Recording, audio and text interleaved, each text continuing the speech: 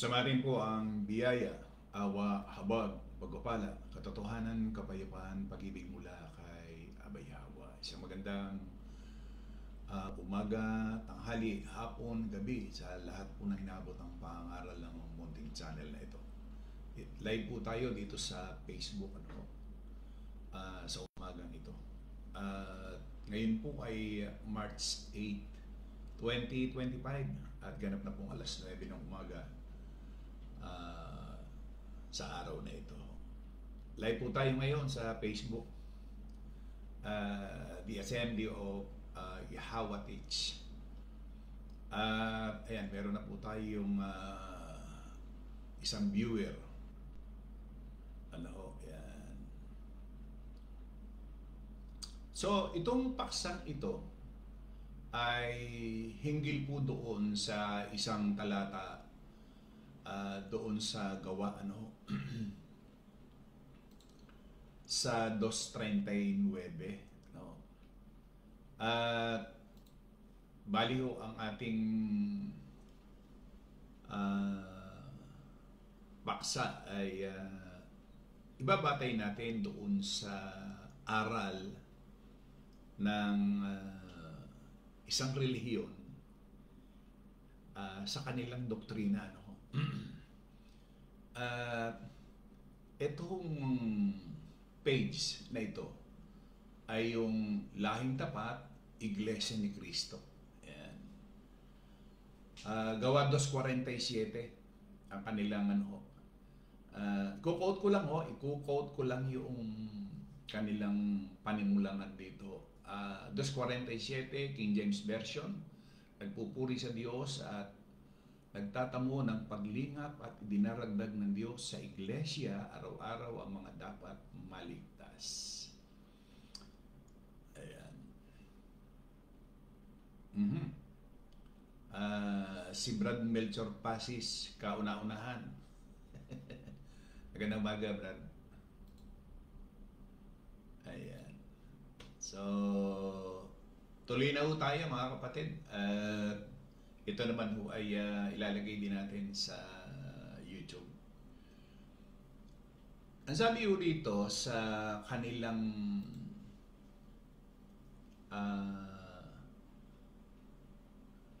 ito ho ay March 16, 2014 pa eh. Yan.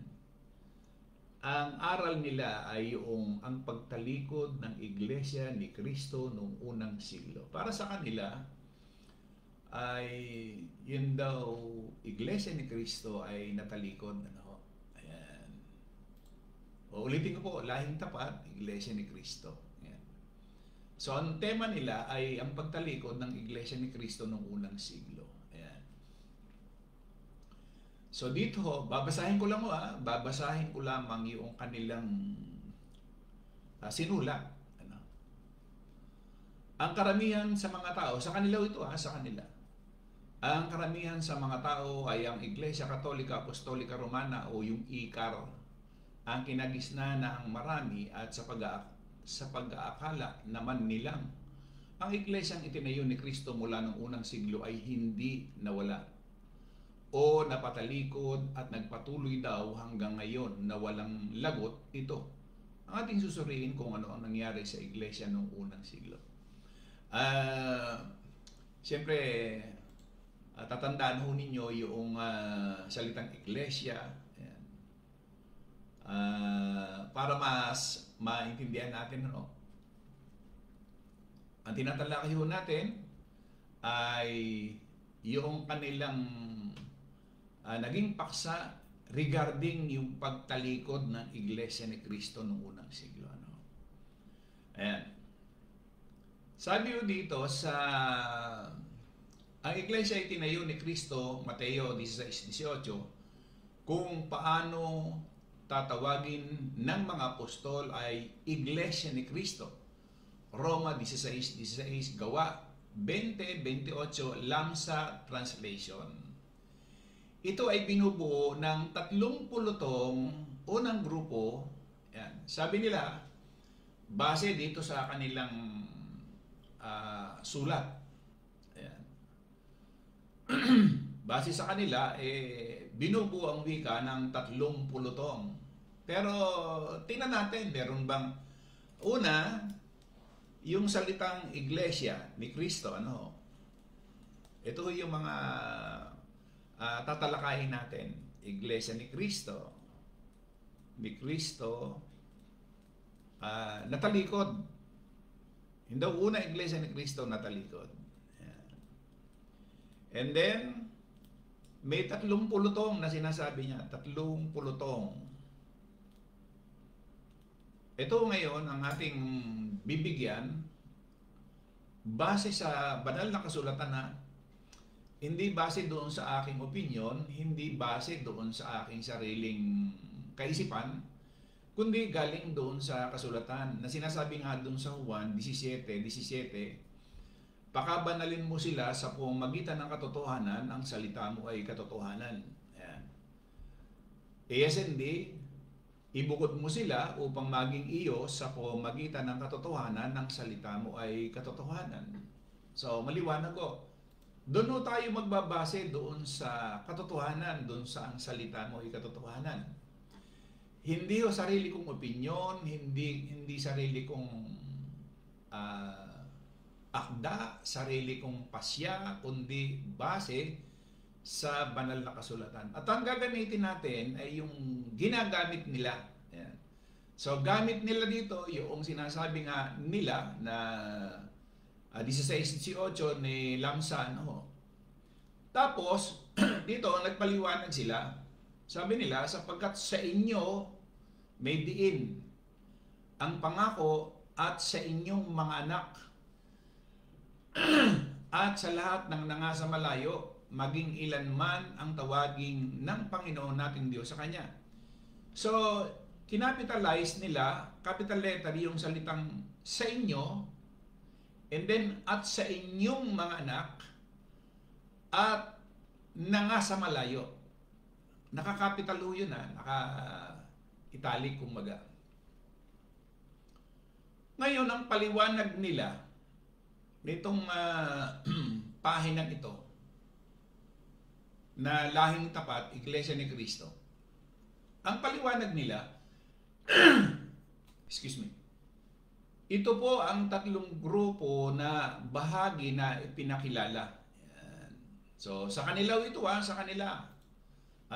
Ididiin ko doon sa kanila, hindi sa akin. Sa kanila nang galing ho yan, sa kanila.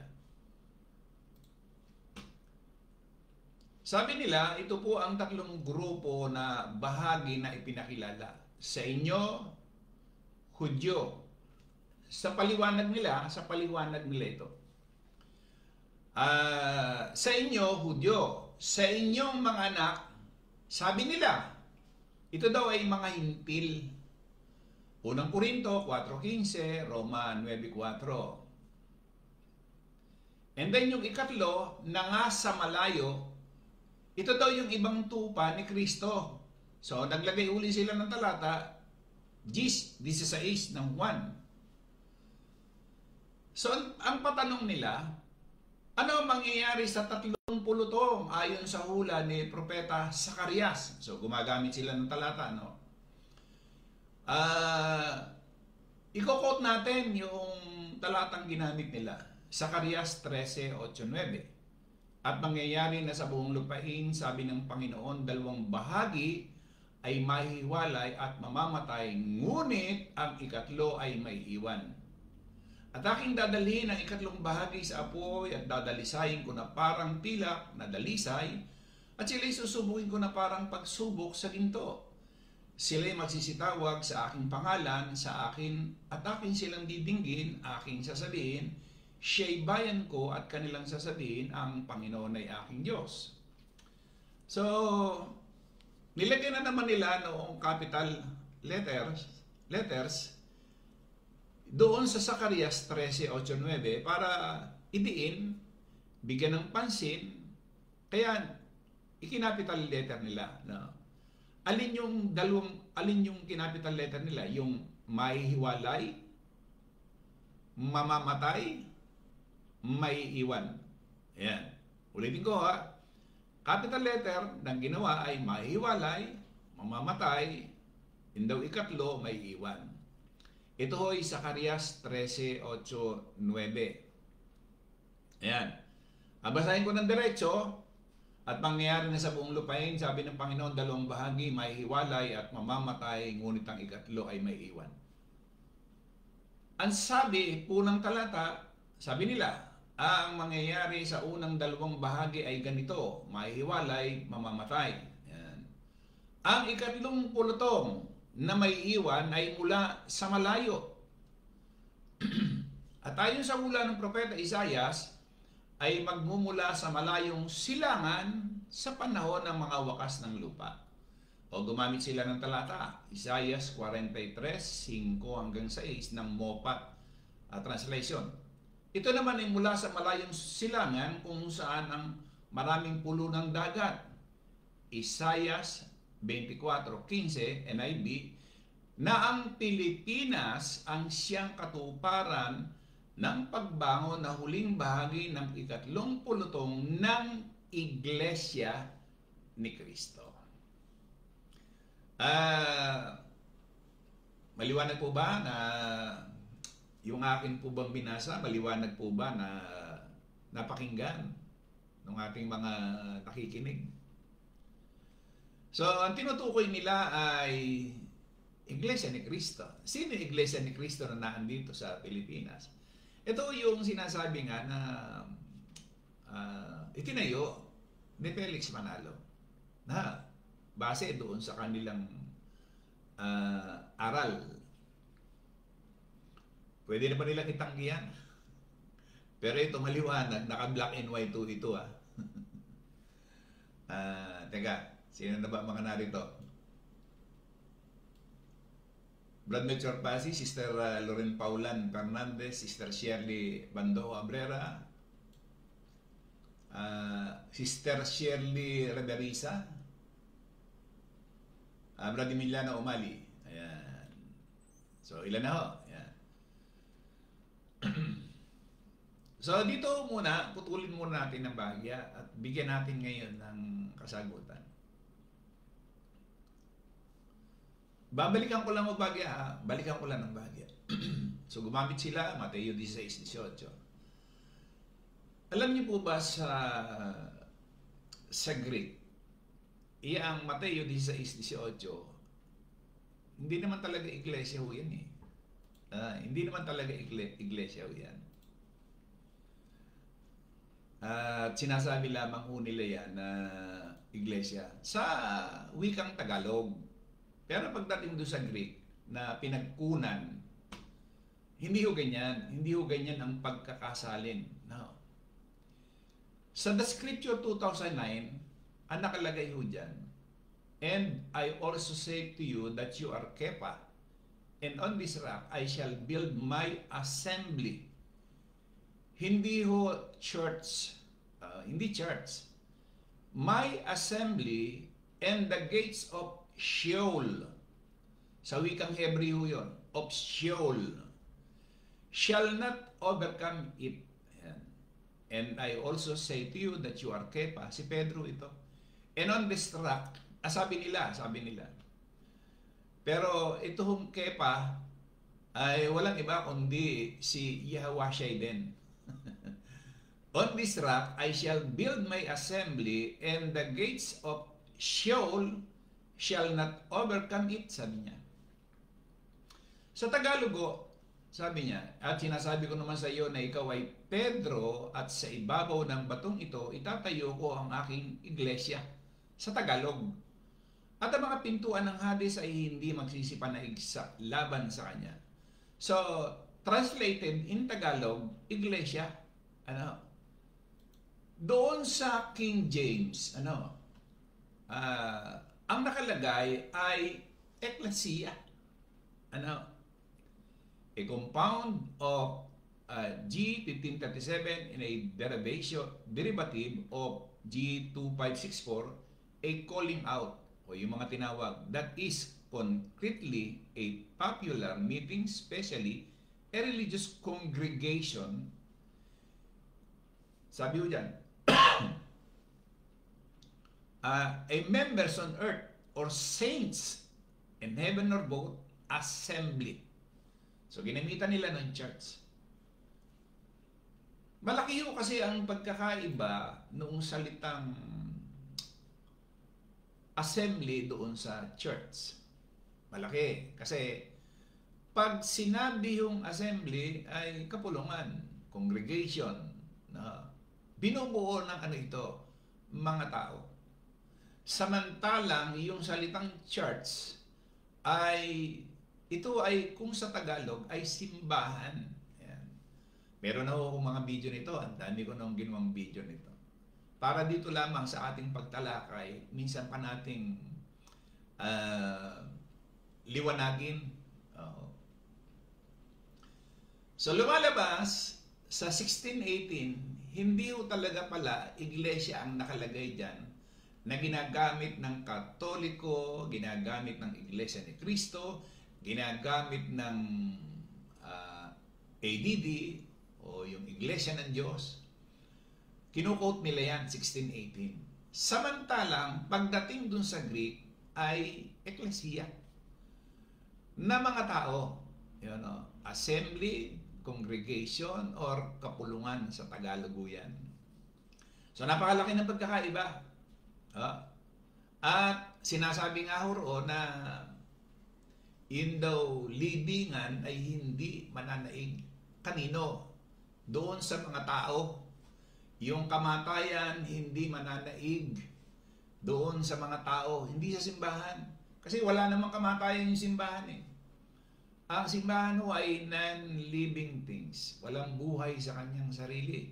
Hindi katulad ng tao, may buhay yan. Namamatay ho yan. No. Sa malaki ang pagkakaiba niya. Marahil doon sa iba na ngayon lang nakikinig itong pangangaral na ganito, pero mo lahat ng mga church, iglesia, katolika, di ba yung tinatawag na ICAR, ano sabi ko doon? Iglesia Katolika Apostolika Romana. Yan yung Catholic. At ginamit naman na Iglesia ni Cristo, yung salitang Iglesia ni Cristo. Kay Soriano naman, Iglesia ng Diyos. So marami pa, may mga protestante pang gumamit yan. Iglesia Apostolika. Sa protestante naman. So, kalimitan nilang kinukot yung salitang iglesia na kinuha nila doon sa Tagalog. Dapat, ang ginawa nila, kinuha nila doon sa Greek, doon sa pinanggalingan, pinagmulan, na isinalin doon sa English at isinalin sa Tagalog. Kaso, ang kinuha lamang nila ay yung bersyon ng Tagalog. Kaya doon nagkaloko-loko na. Yan. Ang daming gumamit niya, 18th century, may gumamit niya. 19th century, 21st century. So, doon pa lamang, kung ganun pala ang nangyari, paano yun? Mali. Ecclesia to iglesia, mali ho eh. Maling gamit na paano yun? Meron bang kaligtasan? Pagdating dun sa na ipinagsasabi mo, pinamamarali mo na ang kaligtasan na andun sa iglesia nyo. Pero hindi pala. So yun 16:18 ng Mateo para doon sa kaliwanagan. Maging maliwanag nawa sa bawat isa. So dito, makikita natin, isang magandang umaga pa kay Sister Lisa Indinibli Corsiga, Sister Lolita Corsiga, ayan, Lolit, Sister Lolit. So puntahan natin ngayon yung aral nila regarding doon sa, may 30 ayan. So gumamit sila nung Gawa 2:39. Gagamit din tayo nung Gawa 2:39. Sa kanila, Sapagkat sa inyo, capital letter, ang pangako sa inyong mga anak, capital letter, at sa lahat ng nangasa malayo, nandun yung DNA. Maging ilan man ang tawagin ng Panginoon nating Diyos. Tapos, nagpayag sila. Binigyan nila ng paliwanag. Ito po ang tatlong grupo na bahagi na ipinakilala. Tatlong grupo raw yung ipinakilala. No? Tatlong grupo nga ba? Kasi, bakit tatlong grupo? Kasi kinakailangan tatlong grupo kasi isisingit nila yung sarili nila eh. Isisingit nila yung sarili dahil maging tatlong grupo. Tingnan nyo ha, paliwanag nila ito ha, hindi ko ito paliwanag nila ito. Ito po ang tatlong grupo na bahagi na ipinakilala. Una, sa inyo, sabi niya, Hudyo. Okay, tama yun, Hudyo eh. Yung sa inyo.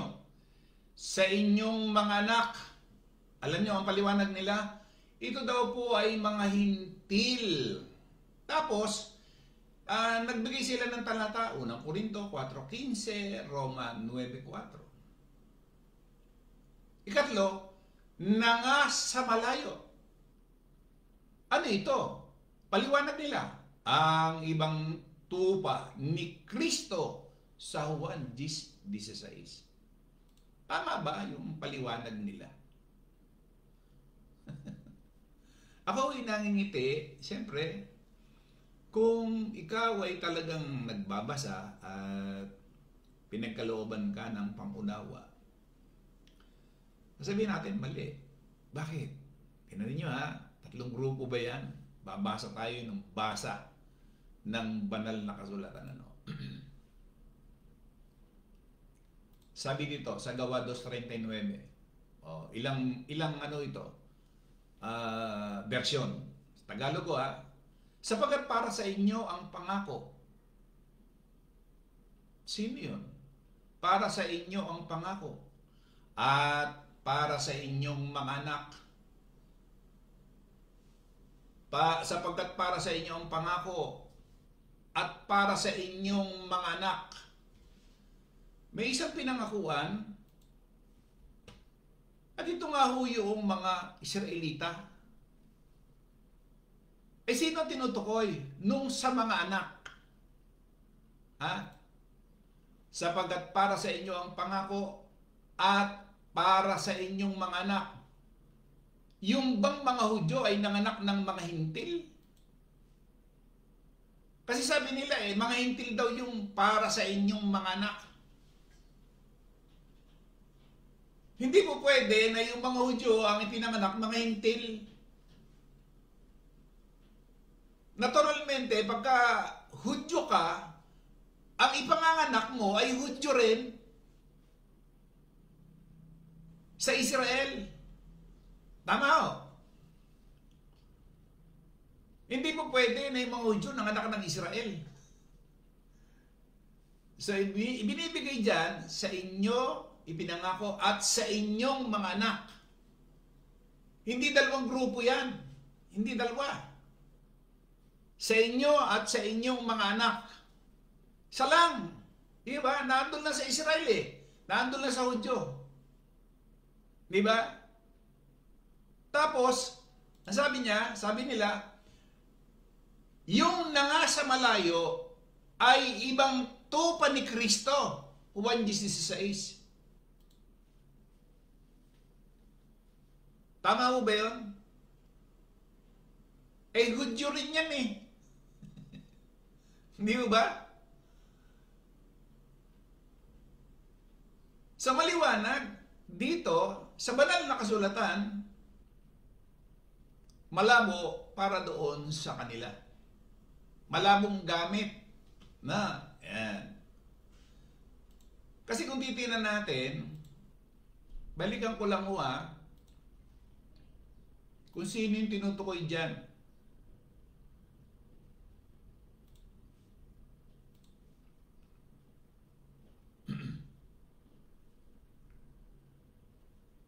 Ito doon sa, itataas lang natin di ba, 39 ho yun ha. 39 yung aking binasa. Itatas lang natin ang bahagya. Sa 36, tinan niyo, pakatalasin nga ng buong angkan ni Israel na ginawa ng Diyos. Angkan ni Israel, ang ginawa ng Diyos sa Panginoon at Kristo itong si Yahweh siya na inyong ipinako sa krus. 37. Nang marinig nila ito, sino yung nila? Ito yung mga Israelita, yung angkan, yung buong angkan ni Israel. Nang marinig nga nila ito, yung buong angkan ni Israel, ay nangasaktan ang kanilang puso at sinabi kay Pedro sa ibang mga apostol, mga kapatid, anong gagawin namin? At sinabi sa kanila Pedro, mangagsisi kayo. Sino ho yun? Yan yung angkan ni Israel. Mangagsisi kayo at mangagbautismo ang bawat isa sa inyo. Sino? Yung mga angkan ni Israel. Sa pangalan ni Yahweh sa ikapagpapatawad ng inyong mga kasalanan, tatanggapin ninyo. Sino yun? Buong angkan ni Israel. Ang kaloob ng Espiritu Santo. 39. Sapagkat sa inyo, sino yun? Angkan ni Israel. At sa inyong mga anak, sino yun? Angkan ni Israel. Hindi mga hintil yan. At sa lahat ng nangasa malayo, ito. Ito yung mga hintil, yung nangasa malayo. Di ba? Pero niyan na, doon pa lamang sa Gawa 2:39, andun na kaagad, pumasok na kaagad yung salitang kasinungalingan. Pwera pa yung Mateo 16:18. Pwera pa yon. Na imbis na eklesiya, katunog ng iglesia, ipinasok nila yung salitang iglesia. Na dapat sana dyan ay assembly or kapulungan sa Tagalog. Pero ang ginawa, eklesiya sa Greek, iglesia. Sa Spanish yan eh. Di ba? Na ang katumbas sa Tagalog, simbahan. Itatayo ko ang aking simbahan. Sa Tagalog, I will build my church. Pero mo itatayo mo konkreto simbahan, sa ibang lingwahe, kapilya. Di ba? Ang layo ho eh. So doon pa lamang makikita na natin, napakalaki.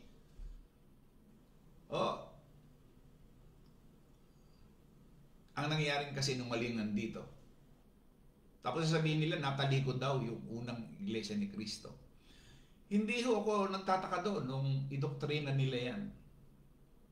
Kung yung sinasabi nilang natalikod na iglesia ni Kristo, sa kanila yon. Pero yung kapulungan, kahit kailan, hindi natalikod. Walang pagtalikod na nangyari sa kapulungan nung unang siglo. Maaring nangalat, pero hindi natalikod. Sa kanila kasi, kinakailangang matalikod para may lumitaw. Diba? Kinakailangan may tatalikod. Kasi kung walang tatalikod, walang lilitaw. Walang lilitaw noong 1914. Hindi ba? Brad Carlo Roll. Yan. So, maliwanag, mga kapatid. So, dito pa lamang, doon sa Gawa 2:39, Lisyane, sa inyo, Hudyo, sa inyong mga anak, mga hintil, na nga sa malayo, ibang tupa ni Kristo. Sino yon? Sila daw yung iglesia ni Kristo. Ngayon, gumamit na naman sila nung Zacarias 13:8-9. Ano ang mangyayari sa 30 taong ayon sa hula ni Propeta Zacarias? Pero mo yung propetang si Zacarias, pasusunurin mo doon sa aral mo. Doon sa doktrina nila. Pero tatanungin din natin si Propeta Zacarias, sino yan? Sino yan? Basahin natin yung Zacarias. Sa kanila kasi, At mangyayari na sa buong lupain, sabi ng Panginoon, dalawang bahagi ay mahihiwalay, capitalize, at mamamatay. Ngunit ang ikatlo, maiiwan. Tingnan ninyo, kung hindi ka paunawaan, may bayawa, madadala ka nito. Kung hindi ka nagbabasa, madadala ka. Parang akalain mo, ba tama? Di ba? Meron na naman silang isisingit eh. May sinisingit eh. Ang isisingit nila, sabi niya, mahihiwalay, mamamatay, ang ikatlo, maiiwan. Sabi pa nila, ang sabi po ng talata, ang mangyayari sa unang dalawang bahagi ganito, mahihiwalay, mamamatay. Ang ikatlong pulutong, ito na, ipapasok na nila yung isisingit na may iwan ay mula sa malayo. At ayon sa hula ng Propeta Isaias, magmumula sa malayong silangan sa panahon ng mga wakas ng lupa. Isaias 43:5-6, Moffat Translation. Siningit. Na ito naman ay mula sa malayong silangan kung saan maraming mga pulo ng dagat. Isaias 24:15 NIV. Ano daw? Ng Pilipinas ang siyang katuparan ng pagbangon ng huling bahagi sa ikatlong pulutong ng Iglesia ni Kristo. Tama po ba? Parang pakbet, parang halo-halo. Parang pinakbet na gulay at saka halo-halo. Daming ingredients, ano? Pero yan ba ang sinasabi doon sa salita ni Bayawa? Hindi ko ganoon. Paliwanag ni Leon, yun na yung paliwanag nila. Pero iba yung binabanggit doon sa aklat ng propetang si Zacarias. Eto, kunin natin yung konteksto para hindi tayo maligaw. Yung konteksto ang kunin natin. Pasimulan natin doon sa 13. Uno, kasi ang kinuha lamang nila ay yung Zacarias 8:9. Kunin ngayon natin yung konteksto para walang kaligaw-ligaw. Kasi kung doon ka lang sa 8:9 magbabatay, bulag ka rin eh. Ibig sabihin, pag sinabing bulag ka rin, sino yun?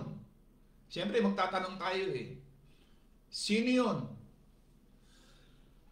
Sino yung sinasabi dyan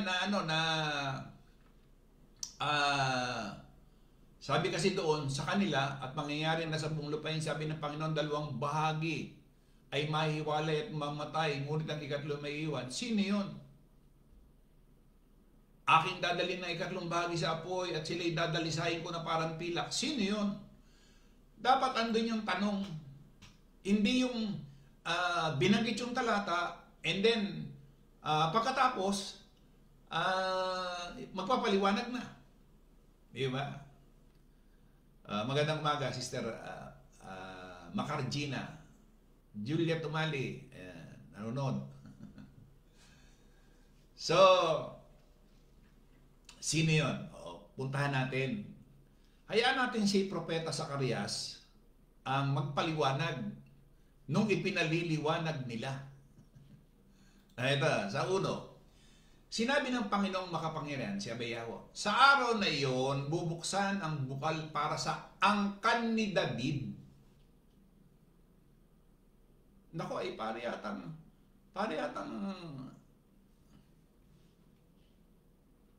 malayo yata ito doon sa binabanggit dito ang angkan ni David. para naman yatang malayo doon sa kanilang iniaaral. Nakita niyo boy yung kasinungalingan dito. Pero mong mapagtagni-tagni mo yung... Kaya nga sinasabi nga ho natin, kung ikaw ay nasa laman at pagkatapos magbabasa ka ng banal na kasulatan, hindi magkakaari yan. Hindi tutugma yan.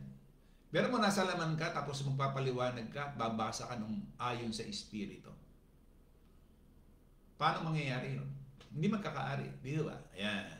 O, dito, mabubuko natin. Ayan.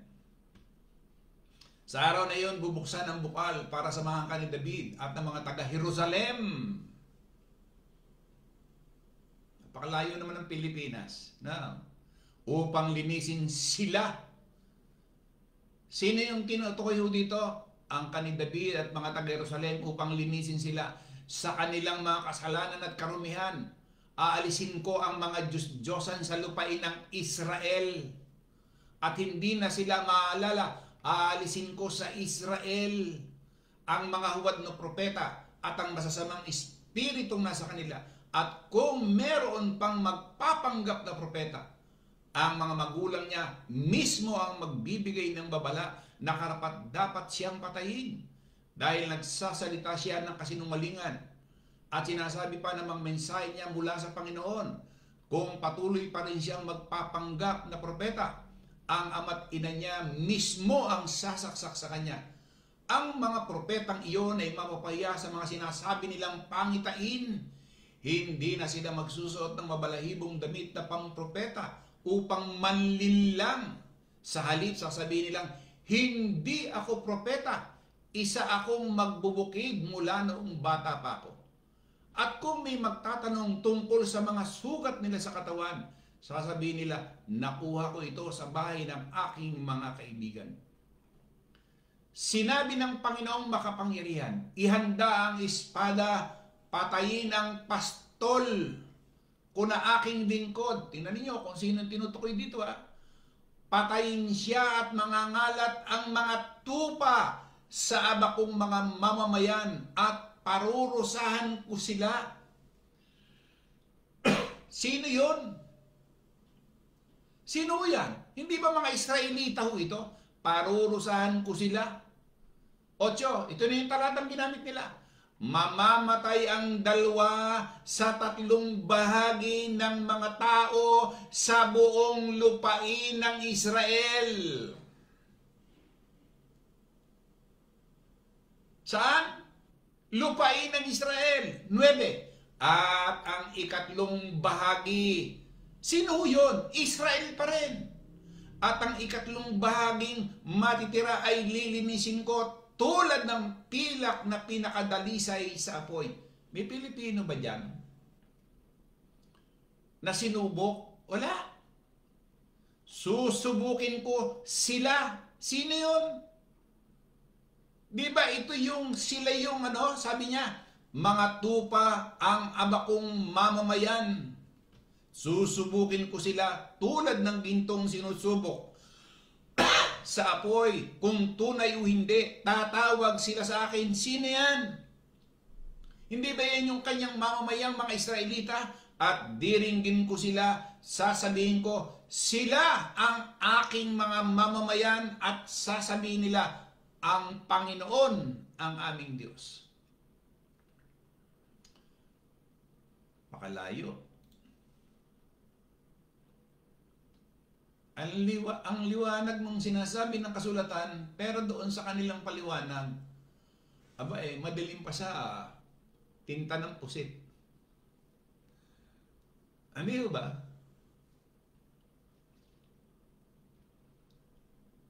Nakita niyo ba? Nakita niyo ba yung kasinungalingan, panlilinlang, pandaraya nitong mga taong ito? Mga bulaang, mga ngaral.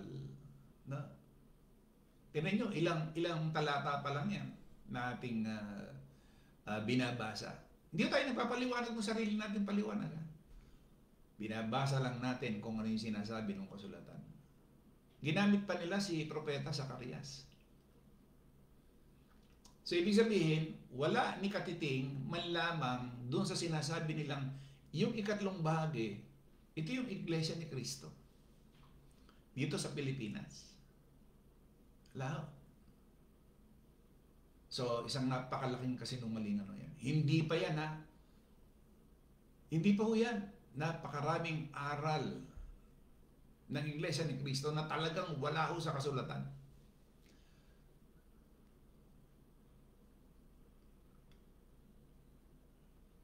Siguro yung makakapanood doon nito, loobin nawa ni Abay Yahweh na magbukas siya ng pangunawa. Pagmula doon sa 16-18 na ginagamit nila, Iglesia ni Cristo, ADP, o kung sino man, maging Seventh-day Adventist, ginagamit din yan eh.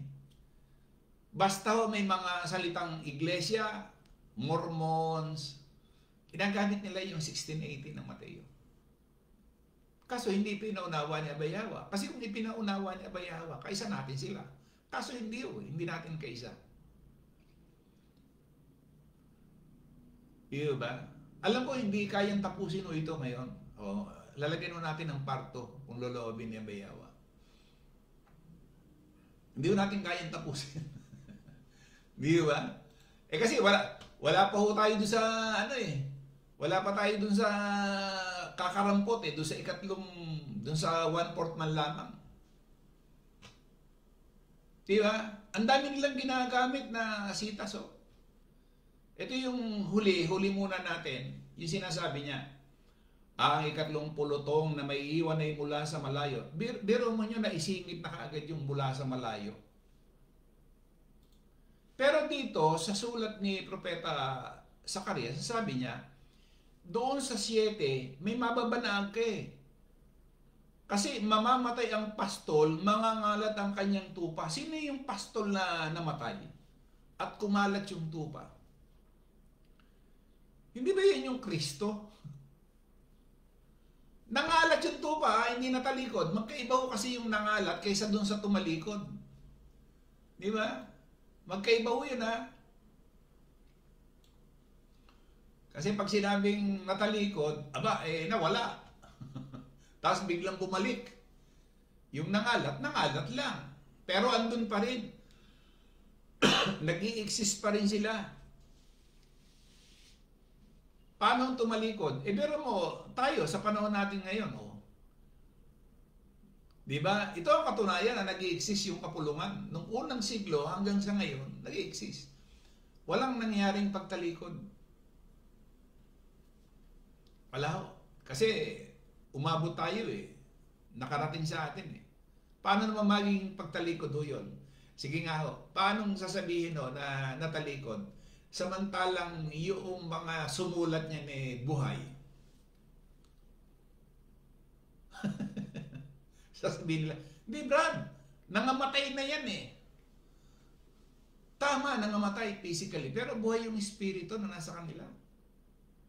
Kaya nga umabot sa atin Diba? Magandang umaga, Sister Chris de la Cruzkin. Brad Fernando Prunevo Abellera, si Brad Edmundo Mali. Magandang umaga sa inyo. Ayan, halos patapos na tayo Diba, ni-replay naman to sa YouTube. Dito, meron din to sa Facebook Live. So, yun ang sinasabi ng propetang si Zacarias, yun daw, kasi tinanin nyo unawain natin sa 7, 13:7 ng Zacarias. Sabi ng Panginoon makapangyarihan, ihanda ang espada, patayin ang pastol. Una aking lingkod, patayin siya at mangangalat ang mga tupa. Ang abakong mga mamamayan, parurusahan ko sila. Mamamatay ang 2 sa 3 bahagi ng mga tao. Doon din sa grupo na yon, sa buong lupain ng Israel. Tapos, isisingit mo ngayon yung malayo. Isisingit mo ngayon yung salitang malayo na binigyan mo ng pansin na yan ang Pilipinas. Nakita niyo ba? Yan ho yung sinasabi. Na maraming mga bulaang guro, bulaang propeta, hindi lamang noong unang siglo hanggang sa panahon natin ngayon, na napakarami talaga. Doon din, yung 3 bahagi doon, sabi niya, ano sabi doon? Mamamatay ang 2 sa 3 bahagi ng mga tao sa buong lupain ng Israel.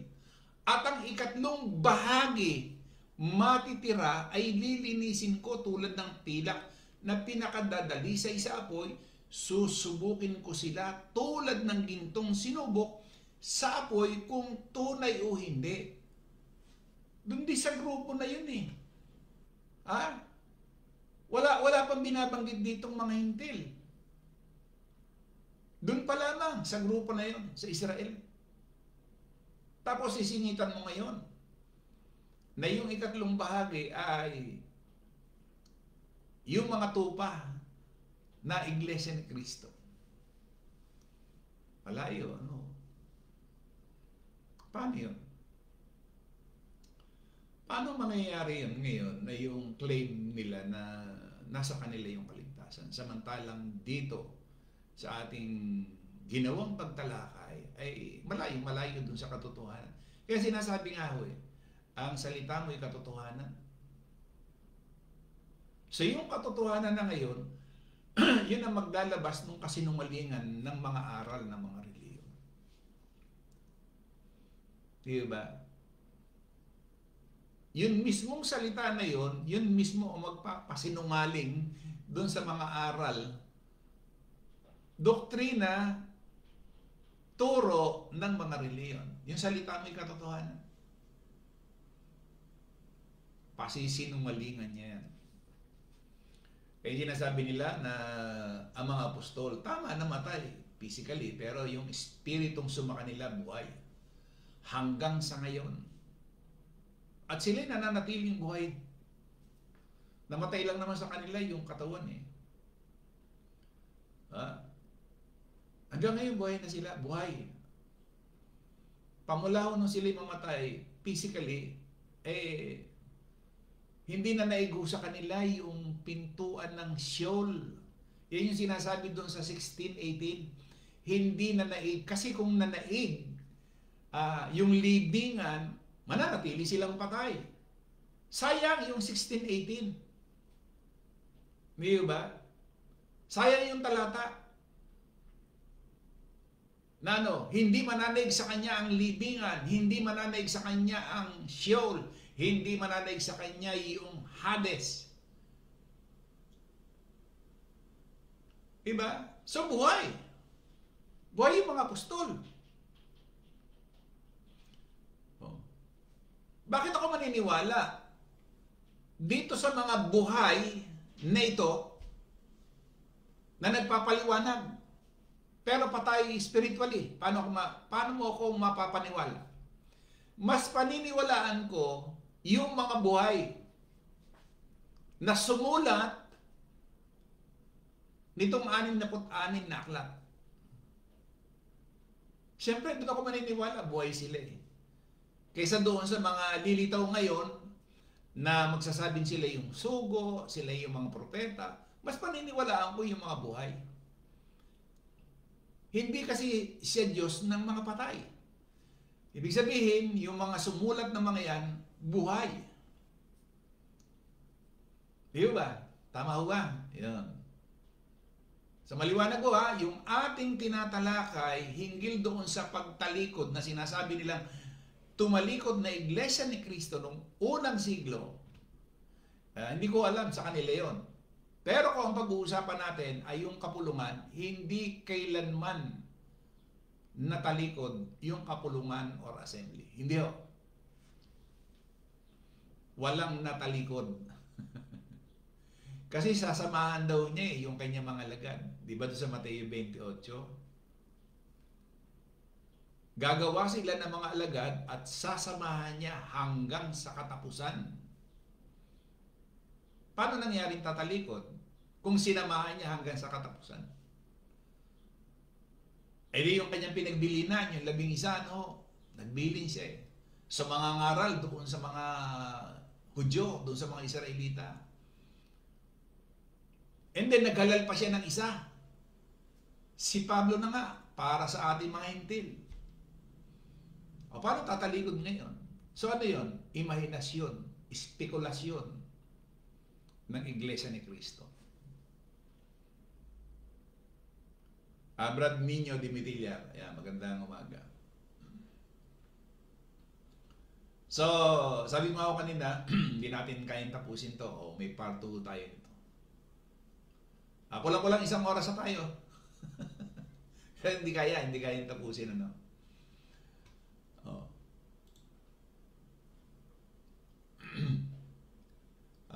3:25, basahin ko lang mo ito, 3:25 hanggang 26. Sabi dito, ang mga ipinangako ng Diyos sa pamamagitan ng kanyang mga propeta ay para talaga sa atin na mga Hudyo. At kasama tayo sa kasunduan na ginawa ng Diyos sa ating mga ninuno. Dahil sinabi niya kay Abraham, pagpapalain ko ang lahat ng tao sa mundo sa pamamagitan ng iyong lahi. Kaya sinugo ng Diyos ang kanyang piniling lingkod una sa ating mga Hudyo para tulungan niya tayong talikuran ng kasamaan. O liwa-liwanag eh. Biro mong naisingit ang Iglesia ni Cristo sa hula ng propetang si Zacarias.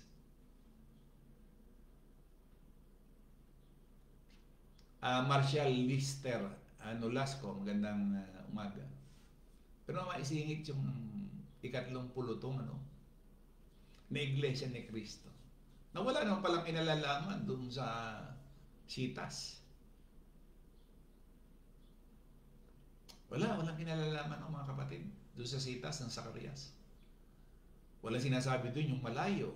Walang sinasabi doon Pilipinas. Pero bakit siningit nila? Tama yung sinasabi ni Pedro kay Pablo. Si Pablo binigyan ng karunungan. Yung mga sulat niya. Iminamali. Hindi lamang kay Pablo. Ultimong sulat ni Propeta Zacarias.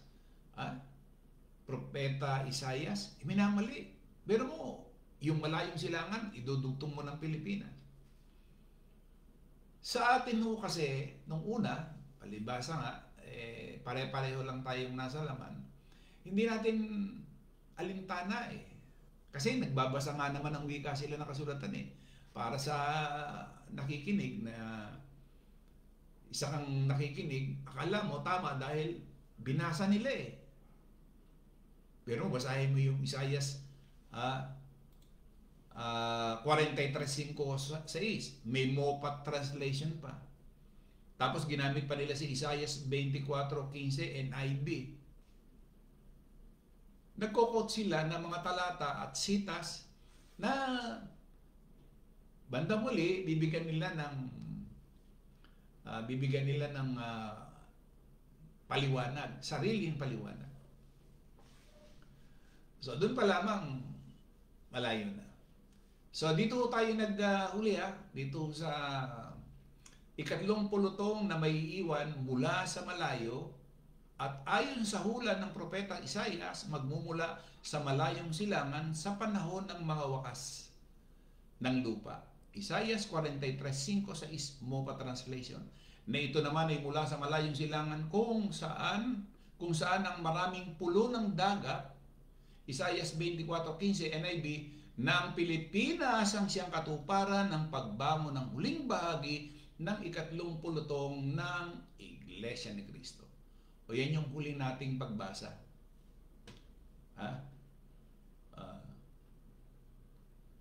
So doon pa lamang makikita natin isang malaking kasinungalingan, isang malaking question mark, isang malaking kasinungalingan. Nakakaawa yung mga miyembro, no? Hindi lang ang Iglesia ni Cristo, lahat ng reliyon. Hindi ba? Lahat. Nakakaawa. Pero mo, niligaw sila. Di ba? Para kang bulag na iniligaw. Nakita na ba ho kayo nun, yung bulag? Di ba? Napakabigat yung sinasabi nga ng kasulatan. Kung yung umaakay bulag, pati yung inaakay bulag. So, ganyan na nangyari. Lahat ng reliyon, chaos na. Bakit? Bakit naging chaos? Tingnan ninyo yung mga aral. Tapos pagka ikukumpara mo ngayon doon sa sinasabi ng kasulatan, Malayo. Dagdag, bawas, talang may babala na. 22 ng Revelation. May babala na ho dyan. Hindi ka pwedeng magdagdag, hindi ka pwedeng magbawas. Kaya yan, ganyan-ganyan ho nangyari. Kaya isipin natin mabuti. Ilan lang ang maliligtas? Kukonti. Kung ganito, isang reliyon pa lang to. Napakaraming reliyon. Kanya-kanyang claim, kanya-kanya ang kaligtasan. Di ba? Pero pagdating na doon sa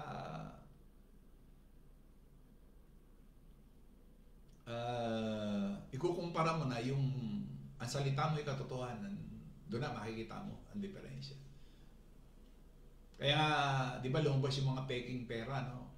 Ngayon, merong para matest mo yung pera, ay gagamit ka ngayon noong yung parang na para malaman mo kung peke o hindi. So ito, para malaman natin kung tama o mali yung sinasabi, gagamit tayo ng banal na kasulatan. Brad, gumagamit din naman sila ng kasulatan na. Oo, pero tingnan ninyo yung paggamit nila ng kasulatan. So yun po mga kapatid, loobin po ni Abayawa na sa susunod na linggo, kung lulobin pagpatuloy ho natin. Muli, maraming pong salamat sa lahat po ng nakasama po natin.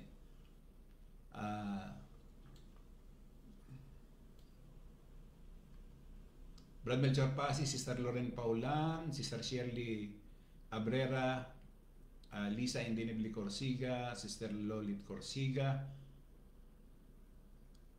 Brad Carlo Roll, Sister Gina Macar, Lisa Indinibli Corsiga, Brad Emiliano Umali, Sister Chris de la Cruz Kim, Brad Fernando Pronebo Abellera, Brad Edmundo Umali, Brad Niño de Metillar Marcial, Liz Tornolasco, Brad Carlo Rohr, Sister Brad Fortunato Juarez, Sister Lolita Corsiga. Muli po, maraming po salamat. Hintayin po natin yung replay nito sa YouTube. Muli, isang mapagpalang umaga sa bawat isa. Salamat po sa lahat na naabuti ng pangangaral na ito dito sa Facebook Live at maging doon sa YouTube. Sa lahat po, maraming salamat, isang magandang umaga po sa ating lahat.